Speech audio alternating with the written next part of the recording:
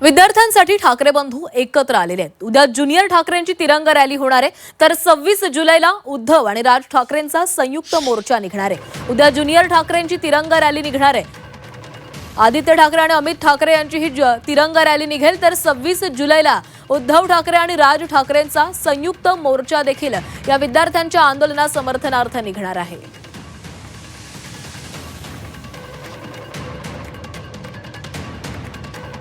आणि त्याच्या विरोधात 24 जुलैला म्हणजे परवा दुपारी 4 वाजल्यापासून आम्ही तिथे सगळे एकत्र येणार आहोत शिवतीर्थावर। मासाहेब मीनाताई ठाकरे माझ्या आजी त्यांच्या पुतळ्याच्या तिथे। आणि फक्त एकच, सगळे राजकीय पक्ष कुठचीही झेंडा न घेता हातात सगळे राजकीय पक्ष एकत्र येणार आहेत आणि राष्ट्रगीत गाणार आहेत, तिरंगा घेऊन येणार आहेत।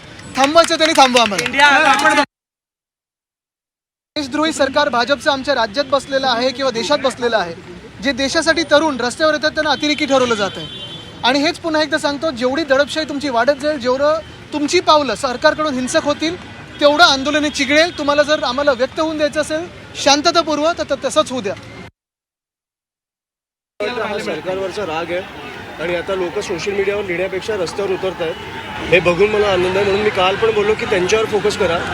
राजकीय पक्ष म्हणून आम्ही उतरलो नाही, तर देशासाठी एक कुठेतरी लोकशाही वाचली पाहिजे म्हणून हे सगळे लोक उतरले आणि त्यांच्यात तो राग आहे। आम्ही त्यांच्या पाठीशी हे दाखवायला आम्ही उतरलो आहे। आणि कुठे हात लावतात तुम्ही, विद्यार्थ्यांना हात तर लावून दाखवा, आम्ही आहोत त्यांच्या पाठीशी। त्याच्यामुळे त्याच्यासाठी आम्ही उतरलो आहे। त्यांना काही घाबरायची गरज नाही आहे। कुठेतरी हे जे तरुण रक्त आहे ते चिघळलं आहे आणि ते सरकारला जाब विचारत आहेत।